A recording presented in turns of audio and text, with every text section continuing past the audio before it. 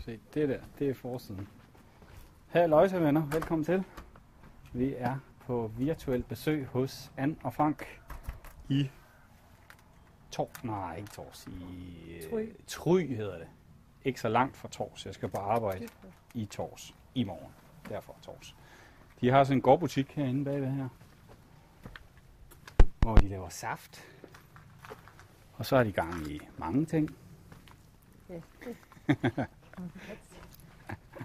Men vi skal gå en lille tur ud i haven og kigge, fordi jeg synes, de har en rigtig flot køkkenhave. En stor og ambitiøs køkkenhave. Jeg vil ellers sige sådan, okay, det er selvfølgelig frugttræer, men ellers en køkkenhave. Frugttræer og frugtbuske og rabarber. En køkkenhave på størrelse med hvad? Et hus kan vel godt brødføde en familie egentlig, så når det går. Ej, det handler mere om at kunne gemme tingene om vinteren. Det er nok udfordringen, jo, hvis man skal have noget til at holde det hele året. Det er jo ikke svært nu om dagen. Der kan du bare putte det i fryseren. Ja, okay. I har 12 frysere med saft. 16 frysere. Det koster kassen i strøm, altså.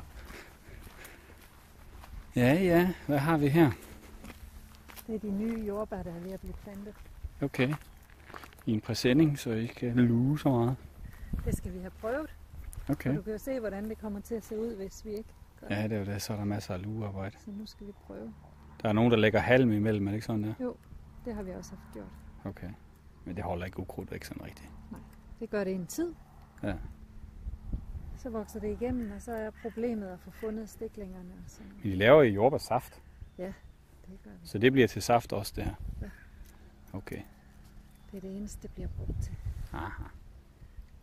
Saft og marmelade. Så der er måske ikke... Hvor er den her køkkenhave til eget brug? Den var dernede. Når den var dernede. Uh-huh. I skal lige op og se skiltet heroppe. Her kan I se økologisk gårdbutik og fødevareproduktion. De har nogle køer til at gå. Laver saft. Sennep, det er... Er det nogle buske, eller hvordan ser sennep egentlig ud? Sennep ligner raps. Raps. Den har gule blomster ligesom raps. Ja. Der er 10 lige nu. Mm. Det er lidt for mange. Nå, okay. Formerer de sig helt af sig selv, eller er det Ja, der? det er det, der sker. Der er masser af kalve der. 1, 2, 3, 4 kalve, ja. Nu kommer de rendende. De tror, der skal ske et eller andet. Og 4 bliver til 8.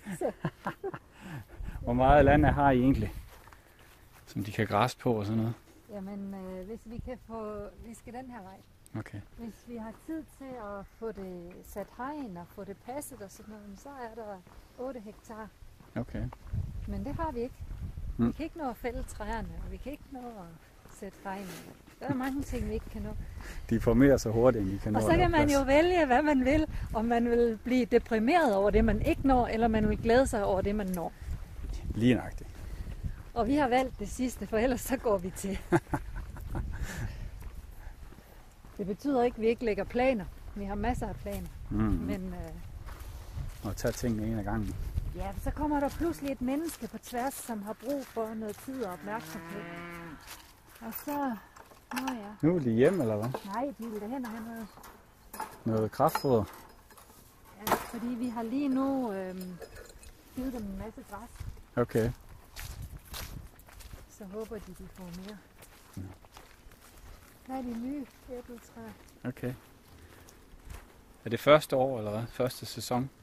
De står der? Ja, eller anden sæson? det hedder det vel, fordi det allerførste år hedder vel år 0. Mhm. Så det er første år. Der er mange æbler. Ja. Og inden vi kommer til september, oktober, november, hvor de skal høstes, der er de nået op på normal størrelse? Ja.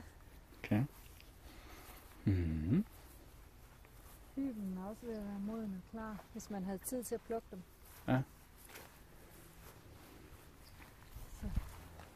Det er det. Så hvis man sidder og keder sig, så skal man bare komme. Plukke noget. Der er altid arbejde. Det er farligt at komme. Og det er nemlig hemmeligheden, som jeg kan afsløre. Det er, hvis man kommer et sted og er villig til at hjælpe, så er man næsten altid velkommen. Hvis man kan være til hjælp. Og de fleste mennesker med 2 hænder kan hjælpe. Hvis man selv kan holde ud at være, så skal vi nok finde ud af, hvad hver enkelt egner sig til at hjælpe med. Okay.